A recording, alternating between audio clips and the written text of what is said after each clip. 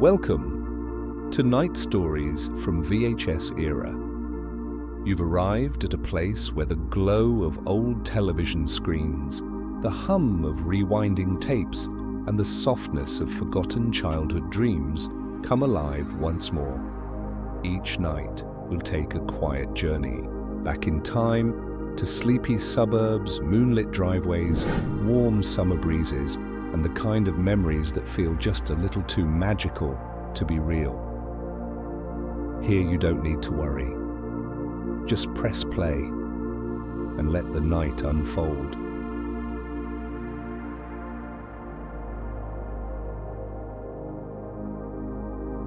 Before we begin tonight's story, let's take a moment to slow down. Close your eyes. Take a deep breath in through your nose. Hold it gently. And now, exhale slowly through your mouth. Let the day melt away with that breath. Again, breathe in deeply. Feel your shoulders soften. Now, release and let go of everything you don't need to carry right now. Imagine you're lying on a cozy bed in your childhood room. Outside, the wind hums softly. The light from a small lamp glows like a warm memory, and the sound of a distant VHS tape spinning fills the air with comfort. You are safe. You are still. And the night is yours. Let's begin tonight's story. Welcome to Night Stories from VHS Era. I'm glad you're here tonight. I hope you're already comfortable, maybe under a cozy blanket, the lights dimmed low, and your heart open to the warm nostalgia of a time when life felt slower, simpler, and somehow more real. Have you ever tried to say something deeply personal to someone you cared about, but the words just wouldn't come out the right way? Have you ever felt something so strongly that no conversation could carry the weight of what you were feeling? And have you ever thought, maybe a song could do what your voice couldn't? Tonight, I'm going to take you back to the early 90s, to a moment in my life when I was just a teenager in love for the first time, and I decided to make a mixtape. Not just any mixtape, but one that would tell her exactly what I felt, without me needing to say a word. Stay until the end of this video to find out how I chose each song like it was a secret letter, how each side of that tape told a different part of the story, and what happened when I finally gave it to her. By the end, you'll know exactly what it felt like to fall in love through melodies, magnetic tape, and the quiet courage of side A. It was a Saturday afternoon. My window was cracked open, and I could hear the distant hum of lawnmowers and the gentle rhythm of kids playing kickball in the cul-de-sac. I was lying on my bedroom floor, a blank cassette tape in one hand and a pen in the other, already scribbling down a potential track list on the little white label that came tucked inside the Maxell case. I had dozens of tapes scattered around me, some recorded off the radio, some dubs from friends, and a few original albums I had saved up to buy from Sam Goody. I remember looking at the handwritten track lists on some of them and wondering, how do you even begin to tell someone you love them without ever saying it out loud? That's where it started, with that question. You see, back then, making a mixtape wasn't just about putting songs together. It was storytelling. It was confessional. It was like writing a diary, but instead of words, you chose guitar riffs, soft harmonies, and lyrics that said exactly what you couldn't. So I sat there, cross-legged on the carpet, wearing my faded Bugs Bunny tee and listening to one tape after the next on my silver Iowa stereo, trying to find the right opener. The song that would say, I see you, I think about you, more than you know. Do you remember how long it used to take to rewind and fast forward just to find the beginning of the perfect track? I do. I remember the sound, that gentle whir of tape sliding between the heads, and the way my fingers learned to press pause at just the right moment. I must have listened to Just Like Heaven by The Cure 5 times, trying to decide if it captured what I felt. It had energy, and there was something about that intro that felt like butterflies in the stomach. But I wasn't sure if it was too upbeat, too hopeful. I wanted this first song, to be honest. Eventually, I settled on I'll Be by Edwin McCain. Not because it was perfect, but because it had that raw, aching kind of love inside it. The mine kind of love I didn't know how to say out loud. That song was going to be track one. That was how she would hear the start of my heart. From there, it became a game of memory and meaning. Every song I picked had to connect to something real. A shared moment, a glance, a laugh. A song that had once played in the background at the roller rink. One that reminded me of her laugh when we watched Home Alone for the 5th time. I wasn't just making a mix. I was building a map of emotions. Did she know that More Than Words by Extreme was about more than just love? That it was about needing to be seen? Or would she hear Iris by the Goo Goo Dolls and understand that line? I just want you to know who I am, and realize that I meant it for her. Have you ever hoped someone would read between the lines of a song lyric and know that it was written for them? That's what I did. That was the magic of the mixtape. It wasn't just curated. It was coded. It was everything I wanted to say. How I noticed the way she braided her hair on rainy days. How I remembered the first time she said my name with a smile. How my chest tightened every time she waved goodbye too quickly as I recorded each track. I watched the little wheels spin, the tape slipping from one reel to the other, and it felt like time itself was being captured. I wasn't just saving music. I was preserving moments, freezing memories in magnetic tape. When side A ended, I'd flip it over gently, almost ceremoniously, like turning a page in a love letter. And side B, well, side B was where the mood deepened. It wasn't as hopeful as side A. There were ballads there, songs by Mazzy Star and Toad the Wet Sprocket. There was a version of Creep that I recorded live from the radio, static and all. And I kept wondering, would she think it was strange, too sad? Or would she understand that even the sadness was part of what I felt? That sometimes loving someone quietly from a distance comes with longing and doubt? Did she ever know I stayed up until 2 a.m. just to catch Linger by the Cranberries during one of those late-night radio dedications?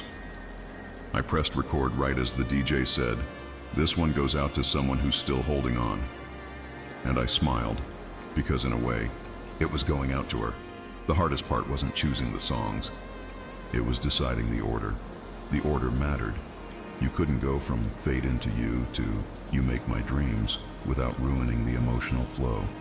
Each track had to rise and fall just right, like a tide, like a conversation, like the way my heart felt whenever I saw her across the hallway at school. So by the end of that weekend, I had the full tape, labeled, rewound, stored in a clear case with a folded note inside, a note I rewrote 3 times and finally just left blank. Because the music had already said it all. Everything I wanted her to know was already there, waiting in the lyrics and pauses and guitar solos. Have you ever wondered what it felt like to give someone a piece of yourself, sealed in plastic, hoping they'd hear not just the music, but the emotion behind it? Have you ever waited to know if they'd play it all the way through? I remember that Sunday night like it was pressed into my memory by the weight of the moment itself. The mixtape was finished, resting carefully on the nightstand beside my bed, but something inside me felt unfinished. It was missing something. One final song, one that I hadn't been able to find on any of the tapes I had. It was our song, or at least the one I had always secretly hoped would become ours. It was Time After Time by Cyndi Lauper. Not because it was new. It wasn't. Even by the early 90s, that song was already almost a decade old. But that's what made it better. It had settled into the air like a familiar scent. It had history. It had comfort. And every time I heard it, even accidentally, it stopped me. It made me think of her. It made me think of what it would be like to slow dance in the gym with the lights low and that song echoing softly through the rafters while she looked up at me with the kind of smile you never forget. I didn't own it on tape. I didn't know anyone who did. And the local record store was closed that day. So I did what we all did back then. I waited, patiently, quietly, with my finger hovering just above the red record button on my Iowa stereo, ready to capture it the moment it came on the radio. Did you ever do that? Sit for hours with the radio on, not knowing if your song would come in the next 5 minutes or the next 5 hours? Did you ever breathe in short little bursts each time a song ended, hoping the next one would be the one? That night, I sat there with my headphones on, the soft static of 98.7 FM humming in my ears. The DJ was doing one of those love dedication hours where callers phoned in and requested songs for their boyfriends, girlfriends, crushes, or someone they hadn't seen in years. I liked those hours. They made me feel like I wasn't the only one aching for someone in silence. They made it okay to hope, but they were also unpredictable. One moment you'd get a perfect power ballad, and the next, a spoken dedication followed by a song that didn't fit your mood at all. I listened as one girl requested, "I Will Always Love You" for a guy who had moved to another state. Another caller chose "Everything I Do It For You" by Bryan Adams, which nearly made me hit record. But I didn't. It wasn't the song. It had to be the song, and every time a new track began, I braced myself. I was leaning against my pillow, my Walkman nearby in case I needed to switch tapes. My stereo had a built-in radio-to-cassette recorder, which meant that I didn't need to hold up a microphone or do anything fancy. I just had to be quick, press record and play at the exact right moment. Not too soon, or I'd catch the end of a commercial. Not too late, or I'd miss the iconic opening bars. Timing was everything. But the biggest fear, the one that made your palms sweat and your heart race? The DJ.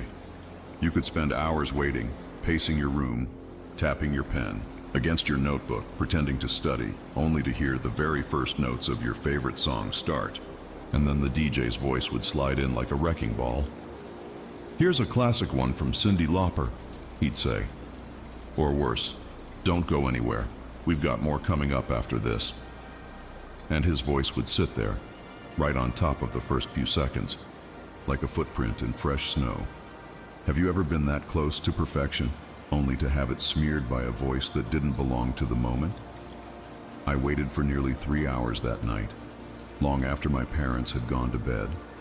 I kept the volume low so I wouldn't wake them, but loud enough that I wouldn't miss anything. I remember glancing at the glowing red numbers on my digital alarm clock. 11:12 p.m., 11:24, midnight. I thought about giving up more than once. But just after 12:30, after a particularly long string of songs that didn't mean much to me, it happened. It started so gently. Those soft, chiming notes like raindrops on a windshield. I knew them instantly. My fingers moved faster than my thoughts. I pressed record without hesitation. My heart was pounding. And then, silence. No DJ, no commercial. Just Cyndi's voice, clear and echoing, filling the quiet night air like a whisper from somewhere deep in the past. "If you're lost, you can look and you will find me."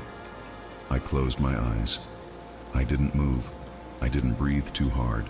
I let the tape roll, let her voice wrap itself around the room. It felt like I was floating. Like every word was being recorded not just onto the cassette, but into the very fabric of who I was in that moment.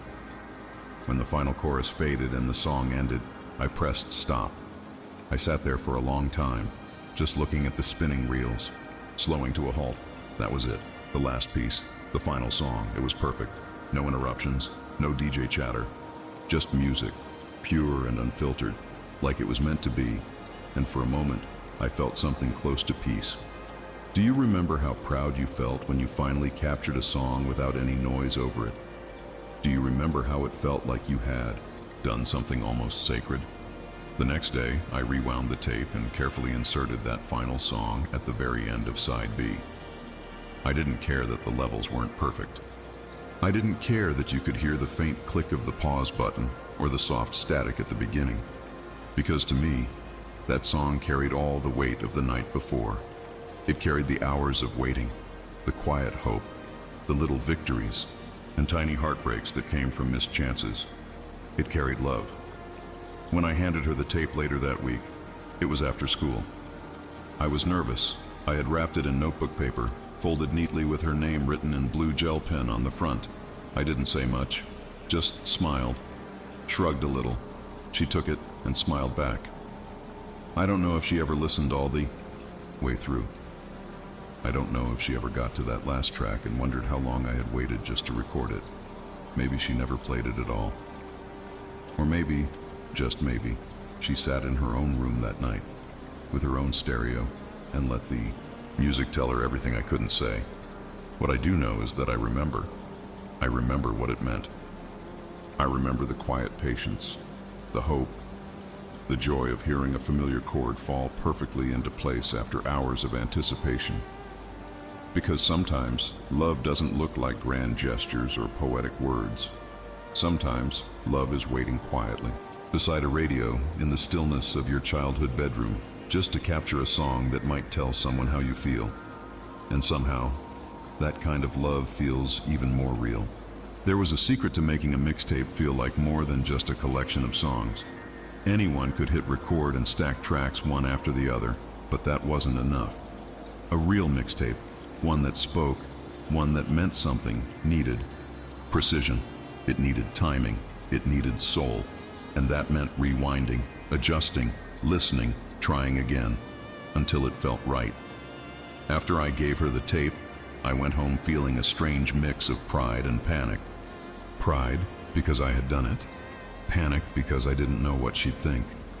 That silence you sit with after handing someone a piece of your heart wrapped in magnetic tape, it's louder than any song. So to distract myself, I started another project, something just for me, a new tape. But this time I wasn't just collecting favorites, I was creating something that flowed. It started with rewinding. I'd sit cross-legged on the floor with the stereo in front of me, my fingers steady on the rewind and pause buttons. Each time a song ended, I'd roll the tape back by feel alone, letting it whir for 2, 3, maybe 4 seconds. Then I'd stop it, press play, and listen. Too early, I'd hear the tail end of the previous track. Too late, I'd lose the breath between songs, that tiny space of silence that gave the next track room to live. I wanted those transitions to be perfect, seamless, like one emotion bleeding gently into the next. You see, a mixtape wasn't just about the music, it was about the mood. You had to guide the listener gently from one feeling to another. No sharp turns, no jarring shifts. You had to lead them like a dance, track by track, chord by chord, until they forgot they were listening to individual songs and felt like they were inside a story. Sometimes I'd rewind the same 30 seconds over and over, adjusting the in point by a fraction of a second, trying to find that perfect cue. It sounds obsessive, I know, but back then it felt like art, like painting with sound. And don't get me started on the fade-outs. Some songs had brutal endings. They just stopped, cold. And if the next track came in too soon, it would feel rushed, like walking into a room mid-conversation. Other times, a song faded too slowly, bleeding into the empty air. I'd wait with my hand hovering over the pause button, listening carefully, trying to catch the right moment. Not when the music ended, but when the feeling ended. That precise second when it was safe to move on. I remember one night in particular. I was working on a late-night tape I called After Midnight. It wasn't for anyone, just for me. I wanted it to feel like driving down an empty road with the windows down and nothing but streetlights for company. I had Drive by the Cars Near the Start, followed by In the Air Tonight by Phil Collins, then No Ordinary Love by Sade. But the transitions had to be perfect. One song needed to fall gently into the next, like the changing of dreams. I must have rewound the end of Drive 10 times before I found the right second to cut, just before the last note echoed out.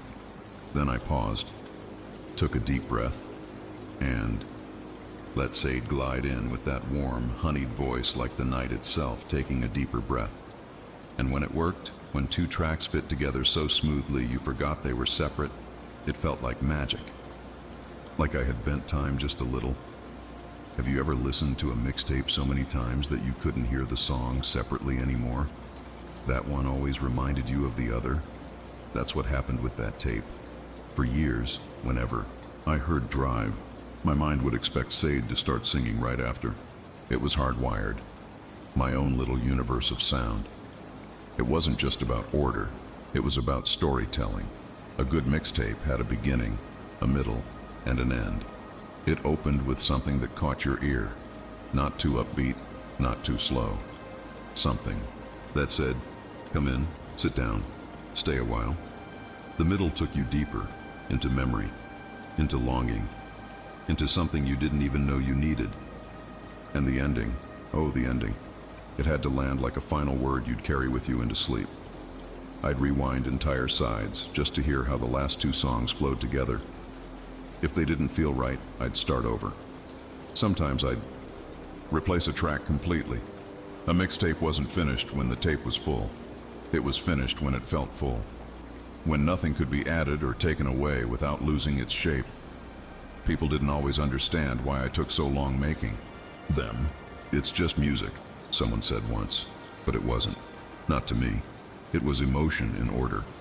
Memory mapped out in sound. It was the way you said what you couldn't say with words. The way you remembered someone without even mentioning their name. Each rewind, each pause, each adjustment. It was care, attention, time spent with a purpose. And I think that's what made those tapes matter. Not the songs themselves, but the effort, the hours, the tiny decisions no one else would notice but you. Because deep down, I think we all want to be remembered like that. Not just played once and forgotten, but chosen, arranged, timed just right. Like a song at the exact moment the world goes quiet. And sometimes late at night, when I can't sleep and the past drifts in like a low-frequency hum, I can still hear those transitions in my head. Still feel my thumb pressing lightly against the rewind button. Still trying to get it just right. Because it mattered. Because I mattered. Because for a while, that was how I told my story. There's a moment after the final track fades out, after the tape stops spinning and the last click of the pause button echoes in the quiet room, when you sit still and stare at the little rectangle of plastic in your hands, and you realize it's not finished. Not yet. It may sound complete, but it doesn't look complete. Not until the outside matches what's inside. Not until the case, the label, and the little slip of paper speak just as loudly as the music hidden within. And that was always one of my favorite parts. Do you remember sitting down at your desk or on the carpeted floor with your legs folded and a mess of markers, pens, and stickers scattered around you? Do you remember opening the plastic cassette case and sliding out that tiny folded insert? The J card, they called it. It was blank, just waiting to be filled. Just waiting for your handwriting, your art, your secret messages disguised as doodles. Remember how I'd smooth it out with the palm of my hand, then stare at it for a long while, almost afraid to make the first mark. There was something sacred about it. A blank page is one thing, but a blank J card? That was a promise. A silent vow that what you created on that little piece of paper would match the feeling you'd just spent hours layering, rewinding, and timing into the tape itself. So I'd start with their name, her name, written right across the center in block letters or cursive swirls, depending on my mood. Sometimes I'd trace the letters first in pencil, then go over them with a black pen. I wanted them to look just right. Bold, but not too bold. Careful, but not stiff. Like the sound of her name when I whispered it to myself. Familiar. Warm. Safe. Then came the doodles, tiny hearts in the margins, stars tucked into corners, a broken line that turned into a winding road, or a flower blooming from the end of a lyric. I never overthought them. They just came out. A drawing of a cassette with a smiling face, a pair of headphones wrapped around a heart. Sometimes a skyline, like the one we used to see from the train window. It didn't have to be perfect. It just had to be real. I'd use my favorite Jelly Roll pens, the ones that sparkled in silver and gold under the desk lamp. I still remember the smell of those pens, sweet and plasticky, like something magical and a little bit forbidden. I'd press gently, careful not to smudge the ink. Every stroke felt intentional, like my hands were speaking from my heart. And then, the stickers. The stickers. I had a whole shoebox full of them, tucked in the back of my closet. Some were scratch and sniff, still carrying traces of artificial grape or root beer. Others were glittery or puffy or shaped like smiley faces and boomboxes and pixelated hearts. I'd spread them out in front of me, picking just the right ones. A shooting star if the mix was dreamy, a vintage car if it had road trip songs, a cassette with little wings if I wanted it to feel like it was flying straight to their soul. Placing a sticker wasn't a random act. It was choreography. It was design. I'd stare at the card for long minutes, trying to feel where it belonged. Some corners I left empty on purpose, for balance. Others I filled like I couldn't hold back, like love itself spilled out of me and needed somewhere to land. Sometimes I'd even write a little note on the inside flap. Just a line, a lyric, something like, "If you listen closely, you'll hear me," or "This tape sounds better at sunset," or once, simply, "You." That was all I could manage. That was all it needed. Because the truth was, decorating that cassette cover felt more intimate than saying "I love you." More vulnerable. Because anyone could say those words. And they might not mean them. But no one spends hours picking colors and stickers and drawing little constellations around someone's name unless they feel something. Deeply, unshakably, secretly. And I think she knew that. The first time I gave her a tape with a hand-drawn cover, she didn't say anything at first. She just looked at it, ran her finger over the name I had written, tilted it under the light to see the way the silver ink caught fire. She smiled. Not a big smile. Just the kind that twitches at the corners when someone sees a part of you they weren't supposed to. "Did you draw this?" she asked. I nodded. She didn't ask why. She didn't need to. You see, in the 90s we didn't have endless texts, or voice notes, or curated Instagram grids. We didn't know how to perform affection for an audience. We only knew how to make things with our hands. To show someone they mattered by crafting something they could hold, touch, keep in their drawer, or under their pillow, or in their Walkman on the way to school. And that cassette case, with her name on it, surrounded by glitter stars and invisible hopes, was as close as I ever got to telling her how I really felt. Sometimes I wonder if she kept it, if she ever took it out years later and ran her finger over those same letters again. Maybe she smiled, maybe she remembered, or maybe she didn't. But I remember. I always will, because those little details, those doodles and stickers and handwritten names, they weren't just decoration, they were confessions. Silently, they said everything I couldn't say out loud, and I think even now they still do. I think the track list was where the magic really lived, not in the perfect transitions or the radio-recorded patience or even the glittery cover. No. The heart of the mixtape, the true voice of it, lived inside the handwritten list of songs. Each, one chosen like a coded message. Each title carefully selected not just for how it sounded, but for what it meant to us, and only to us. Do you remember writing that list slowly, one song at a time? Do you remember how you'd pause, staring at the blank lines of the cassette insert, thinking, will they know what this one means? Will they hear it the way I hear it? Will they feel me in the space between the words? Because that's what a mixtape was. A slow, deliberate way of saying what your voice couldn't.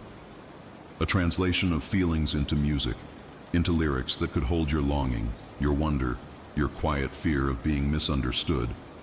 But when you handed over a mixtape, you were hoping, no, trusting that they would get it.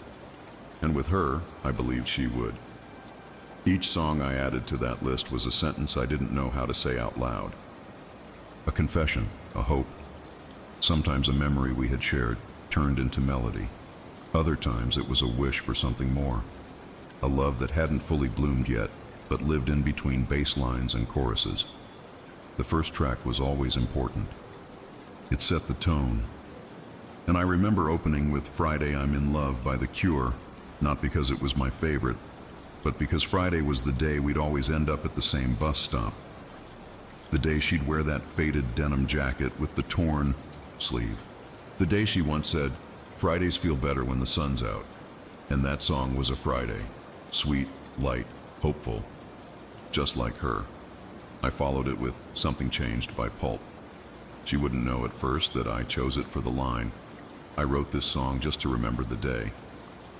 Because there was a day we sat in the school library and both reached for the same magazine, and when our hands touched, we didn't move them. We just looked at each other for a moment too long. I never said anything about it afterward, but I remembered, and that song helped me hold it. Then came Fade Into You by Mazzy Star. That one, well, that one was more than just a feeling. It was a whole mood. It was the way I watched her from across the gym during dances I never had the courage to join. The way I imagined us slow dancing in a room only we could see, where everything else melted away. Where her eyes were soft and her hands were warm and no one else existed. Did she know that's what I meant? Maybe, maybe not. But then, somewhere further down the list, nestled between familiar tunes, I slipped in something small. A demo recording. I made myself late one night playing a simple acoustic chord progression on my cheap Yamaha guitar. I called it Track 9 on the label, just that. No title. But she would know, or at least I hoped she would. It was the only song on the tape that hadn't been played on the radio. It wasn't from MTV or a CD I borrowed from a friend. It was just me, fumbling through my feelings, disguised as melody. And then, toward the end, I placed a song that only we could understand. Just Like Heaven, again by The Cure. But it wasn't for the lyrics. It was for the way she once said, after walking home in the rain, that the sky looked like it was crying, just like heaven. It made no sense. But I wrote it down, and when I added that song to the list, it wasn't a message to the world. It was a private joke, a secret door only she had the key to. That's the thing about track lists. From the outside, they seem normal, maybe even random. Just a bunch of songs stacked together. But if you knew us, if you knew me, and if you listened closely, you'd realize they were carefully arranged like a story. Not a story with a beginning, middle, and end, but a story with pauses, with silent sentences in between, with invisible ink, and I knew she'd read it.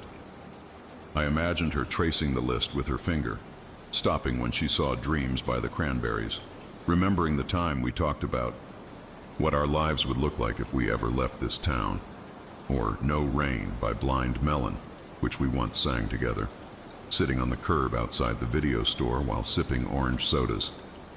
Those weren't just songs. They were timestamps. They were coordinates on a map only we could follow. The ink I used would sometimes smudge if I wasn't careful. My hand would sweat from the nerves and I'd end up rewriting some titles 2 or 3 times. I wanted it to be neat, but not too neat, like I wasn't trying too hard. Even though I was trying hard, so hard, because every choice mattered. Every order, every lyric, every space between each track. When I handed her the tape, I never said, "Look at the track list." I didn't need to. She flipped the case open, glanced at the cover first, then unfolded the paper with care. Her lips moved silently as she read each title. I watched her face. I searched for clues. Did she smile at Track 9? Did her eyes light up at Dreams? And then, there it was. That soft smile again. The one that said, "I see what you're saying." She never asked, "Why this song?" or "Is this about me?" She didn't need to. That's the beauty of a mixtape. It was never about being obvious. It was about the dance, the silent exchange, the understanding that some feelings are too big for conversation but perfect for a playlist. Now, years later, I still remember every song I wrote on that list. I could recite it right now, in order. Because it wasn't just music, it was a part of me. A journal entry in sound, a heart, poured into the limited space of 90 minutes. And that track list, it was written in a language only we understood. The moment after handing over the mixtape was the hardest part. There was that strange, weightless feeling, like the seconds were floating in slow motion. I could still feel the warmth of the cassette in my palm, even after it was gone. Like it had left something behind, something invisible, fragile, a part of me, a confession made of magnetic tape and borrowed lyrics. I had rehearsed the handoff in my head 100 times, even practiced the smile I'd wear when giving it to her. But none of that prepared me for the waiting, for the silence that followed. I walked home that afternoon, feeling like I had just thrown a message in a bottle into the ocean. A small part of me hoped she'd open it right away, in the hallway between classes or while waiting for the bus. But a bigger part of me feared she'd never listen to it at all. Or worse, listen and not get it. That was the fear I couldn't shake. Not that she wouldn't like the songs, but that she'd miss the meaning between them. That the whole, carefully built story would go unread. I remember lying on my bed that night staring at the ceiling fan, hearing it hum above me like a spinning clock, and thinking, was I too subtle? Did I choose the right songs? Was track 9 too much? Not enough? I wanted her to hear the laughter behind Just Like Heaven, but also the longing in Fade Into You. I wanted her to hear me, not just the artists, not just the music. And I wanted her to connect the dots, the denim jacket, the bus stop, the rain that looked like heaven. It all made sense in my head. But did it translate? The next day at school, I scanned every hallway, every corner, every sound that might be her voice. I wasn't even sure what I was hoping for. A thank you, a smile. A note passed under a desk that said, I listened. But she wasn't in homeroom. Not in the cafeteria either. And when I saw her in the library just for a second, she looked up from her book, met my eyes, and then just smiled softly, almost shyly, and looked back down. What did that mean? I replayed that moment in my head over and over. That smile, the pause, the way her fingers lightly traced the edge of the page. Was she telling me she understood? Or was it just polite? My chest ached with that strange mix of hope and self-doubt. It was the kind of nervousness that lived in your stomach like static, constant, quiet, and impossible to turn off. And then the question started creeping in. What if she thinks it's just a bunch of random songs? What if she skips track 9 entirely? What if she listens to it with someone else, someone who doesn't know me at all? What if this whole thing makes her uncomfortable? Because that was the risk of saying something without really saying it. You lose control of the interpretation. You throw the puzzle pieces at someone and hope they build the picture you saw in your heart. But sometimes they just see a mess. I started second-guessing everything. Maybe I should have written a note to go with it. Something short but direct, just enough to nudge her in the right direction. Maybe I should have been braver. Told her what the tape was about, what she was to me. But I didn't. I wanted the music to speak. I wanted the track list to whisper what I couldn't say out loud, and maybe deep down, I was afraid of hearing the answer too clearly. Because if she didn't understand, if she didn't feel the same, then what? That tape wasn't just a mixtape anymore. It was a mirror. And once you hand someone a mirror, you can't unsee their reflection of you. So I waited. Days passed. No reaction, no message, no sign. The silence wrapped around me like a fog. I started imagining worst-case scenarios. That she gave the tape to a friend to mock. That she tossed it in a drawer, forgot about it entirely. That she listened once and shrugged, never realizing what it was trying to say. But then one afternoon, just as I was walking out of class, I found something in my locker. A piece of lined notebook paper folded twice, no name on it. My heart stuttered as I opened it. The handwriting was hers, neat, all lowercase, curved at the edges like a smile. It read, "Track 9 made me stop breathing for a second." I don't know how you knew, but I knew. That's all it said. No explanation. No, thank you. No, me too. Just those quiet words. And suddenly, all that fear, all that waiting, all those imagined disasters, they vanished. In their place, something new bloomed. Not certainty, not yet, but recognition, connection, proof that the message had landed, that she did understand. Maybe not every single hidden meaning, maybe not every coded lyric, but she saw enough, she felt enough, and that was more than I ever hoped for. Because sometimes, you send something out into the world thinking it's a whisper, and somehow someone hears it like a song they've been waiting for. I didn't expect it to happen like that. No dramatic soundtrack in the background, no sudden shift in lighting, just the awkward quiet of a cloudy afternoon. The hallway was mostly empty, the lockers humming gently with a mechanical buzz that no one ever noticed until they were really listening. And I was really listening. To everything. The squeak of her shoes as she walked toward me, the way her bag rustled against her side, the sound of my own breath, too loud, too shallow. I held the tape in my hand like it was made of glass, afraid it might shatter if I didn't get this right. I saw her before she saw me. She looked distracted, like her head was still somewhere between the last class and the next. But then her eyes caught mine, and everything slowed down. It was that quiet second between thought and action, where your mind tries to talk you out of doing the thing your heart already decided to do. My fingers gripped the cassette tighter. This was it, the moment I had been building toward for weeks, maybe months without even realizing it. I took one small step forward and said her name, soft enough that only she would hear. She looked up, surprised. I didn't say much. I just offered the tape, gently, as if I were handing her a piece of my own skin. She blinked, glanced down at the cassette with its decorated cover, the names of bands scrawled in ink, tiny drawings curling around the edges. She tilted her head, curious, like she was already trying to decode it. I didn't explain. I didn't try to soften it with a joke. I just handed it to her and waited. That silence stretched like elastic, pulling at every part of me. She turned the tape over in her hands, examining the sides, the title I'd written across the label in shaky black pen. I watched her eyes move across the words like they were clues to a treasure map, and my heart thudded so loudly I was sure she could hear it. She didn't say anything at first, just smiled, the smallest, most maddening smile. But there was something in it, something more than politeness, something real. I searched her face for a sign. Did she know what this meant? Could she feel the tension in my shoulders, the quiet storm inside me? Or was it just a sweet gesture?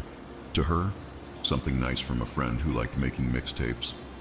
I wanted to speak, to say something clever or cool, or even just anything, but my voice was tangled up in nerves and silence. So instead, I watched.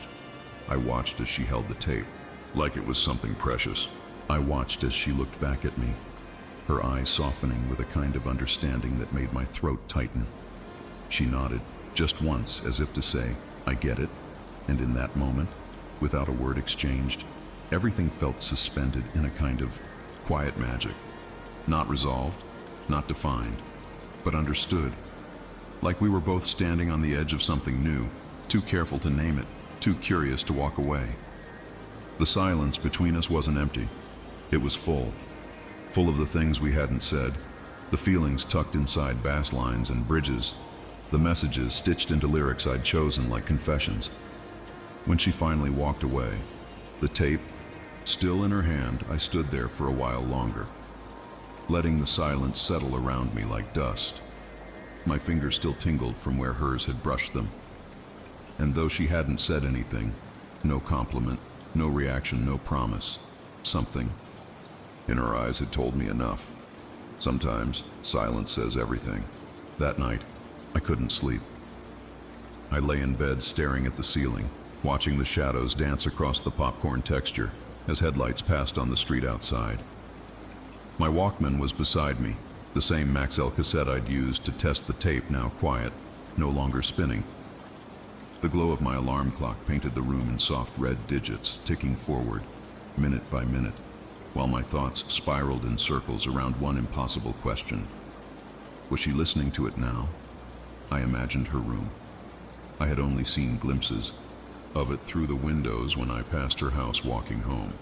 But in my mind, it was always lit with a soft amber lamp, posters on the walls, maybe some glow-in-the-dark stars on the ceiling. I imagined her sitting cross-legged on the bed, maybe wearing that oversized flannel she always seemed to borrow from her brother, headphones on, the foam-covered kind that pressed gently against your ears.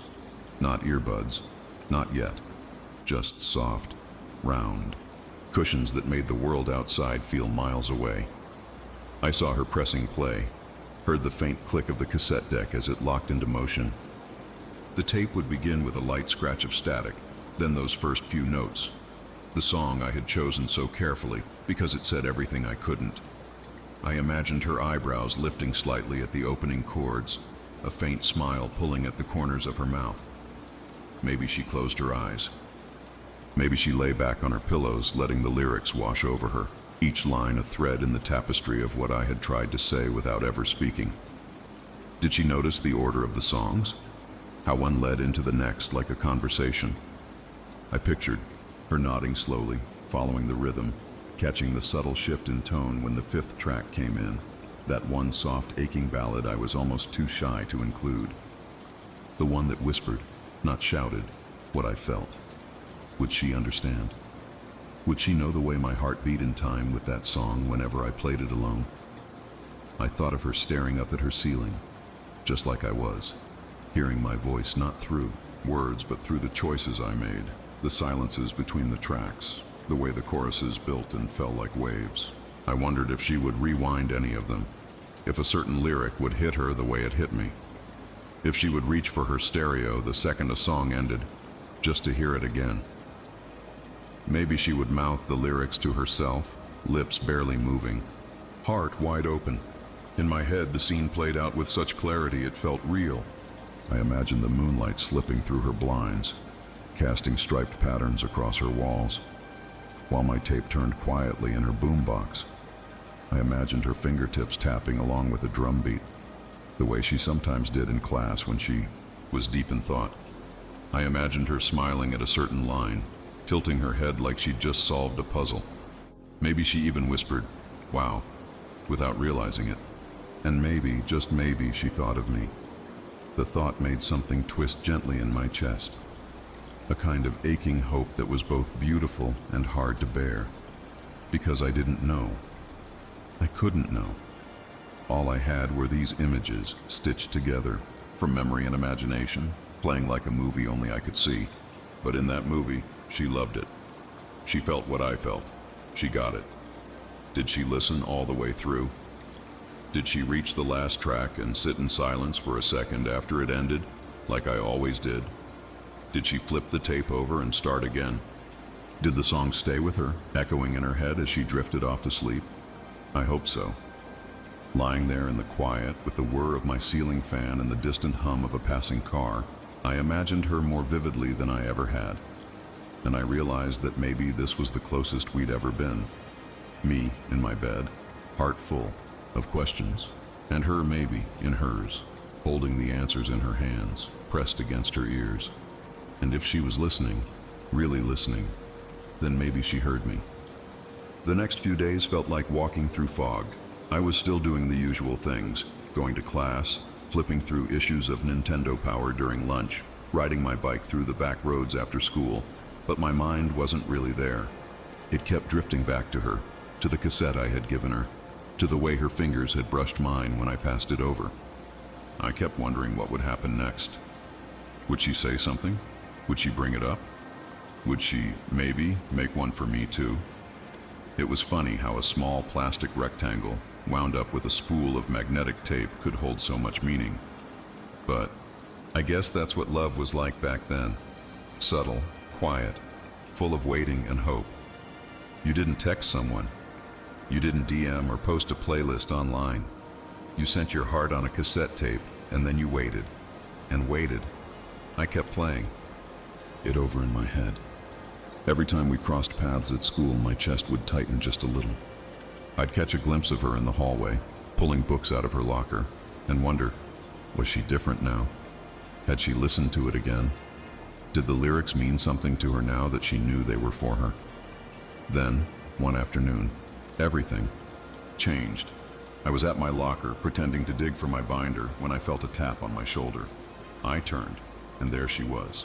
Sunlight catching the edges of her hair like a halo, her eyes bright in that way that made me forget what day it was. She didn't say anything, not at first, just smiled. You know the kind of smile I mean? The kind that doesn't need words. It wasn't forced or polite. It wasn't casual or friendly. It was soft, almost shy, but it held something more. Gratitude, maybe, or understanding. It was like she had seen me, really seen me, through every song on that tape. Then she reached into her backpack and handed me something. It was a cassette. Maxell, just like mine. But this one had her handwriting on it. My name in black pen, written carefully in the top corner of the label. No hearts, no glitter, no over-the-top doodles. Just her name beside mine on the edge of the plastic shell. It looked like nothing. It felt like everything. I stared at it, trying not to look like my hands were shaking. She didn't say, "This is for you." She didn't need to. She just smiled again, a little wider this time, then turned and walked down the hallway. I stood there for what felt like forever, the tape still warm from her hands. That night, I waited until everyone in the house was asleep. I crept into the living room and popped her tape into the big stereo we kept next to the TV cabinet, right between the stack of VHS tapes and the family photo albums. I turned the volume down just low enough that it wouldn't wake anyone, but high enough that I could hear every breath between lyrics. And then, the music started. Her first track was one I'd once caught her humming in class. Something soft, dreamy. The kind of song that doesn't just say something, it feels it. Then came another and another. Each one, it seemed, chosen with care, layered with meaning, like puzzle pieces she had slid into place for me to find. I couldn't help smiling as I listened. She had done the same thing I had. The order of the songs, the transitions, even a brief moment where the tape hissed and clicked, like she'd restarted a recording because the DJ started talking, just like I had done. It was her way of saying, "I heard you, and now this is what I want to say back." By the time the last track faded, I felt like I'd been somewhere. Not just in my living room, but inside her thoughts, inside her feelings, and maybe, just maybe, inside her heart. There wasn't a love confession, no sweeping gesture or kiss beneath the bleachers, but there didn't need to be. Because this was how we talked, through songs, through side A and side B, through pencil-marked rewinds and those soft clicks when the tape ended. I still remember that tape. I remember the exact shade of blue ink she used on the label. I remember how the third song on side B faded out so perfectly into the next that I never wanted it to end. I remember the way my chest tightened, not with nerves this time, but with something warm and still, like peace, like knowing you've been understood. Sometimes the biggest answers come without a single word. Sometimes all you need is a smile or a song. Looking back now, with years folding over like the soft creases in an old photograph, I realize how precious that mixtape really was. It wasn't just a collection of songs. It was a snapshot of a moment in time, a tiny universe where two people shared their unspoken thoughts, their secret hopes and quiet dreams, all wrapped up in the hiss of magnetic tape spinning inside a plastic case. And even though the relationship didn't last, that tape did. Somehow, I held on to it carefully and tenderly, like a sacred relic. Do you ever wonder why we keep things from the past, even when the feelings behind them begin to fade? Sometimes it isn't about the person anymore. It's about the memories, the feelings, the echoes of what we once hoped for. That cassette was more than just music. It was the sound of a time when everything seemed possible, when simple gestures carried the weight of the whole world. After we drifted apart, as people sometimes do when life takes them in different directions, I could have thrown the tape away. I could have let it gather dust or ended up in some forgotten box at the bottom of my closet, but I didn't. Instead, I kept it in a small wooden box where I stored my favorite things from that era. My collection of Pokemon cards, old movie ticket stubs, even a folded letter from my best friend. That tape was there, among those relics, quietly waiting, reminding me of what it meant to feel deeply and to give your heart in a way words alone never could.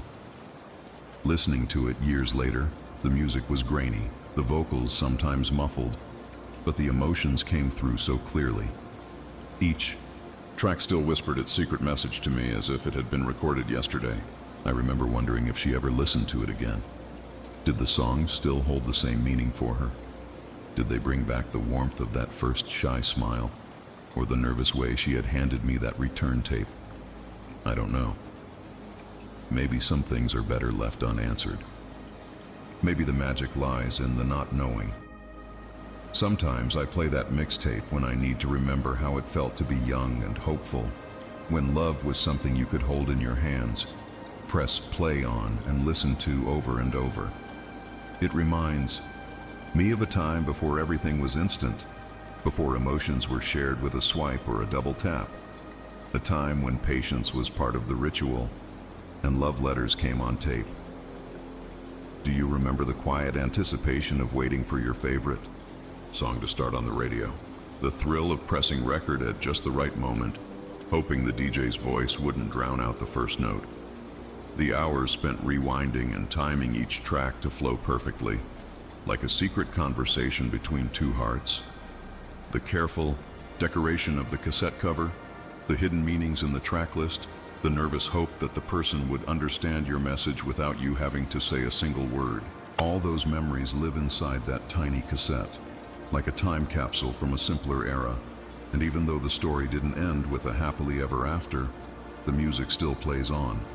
That's the beautiful, bittersweet truth about mixtapes, isn't it? They outlast moments, outlast words, even outlast feelings.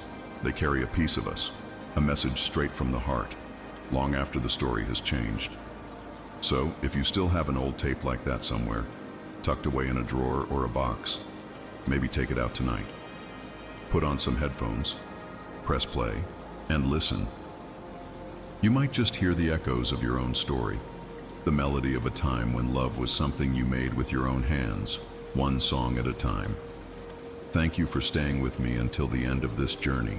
I hope you found a little comfort, a little nostalgia, and maybe even a little inspiration to remember the simple, quiet ways love used to speak.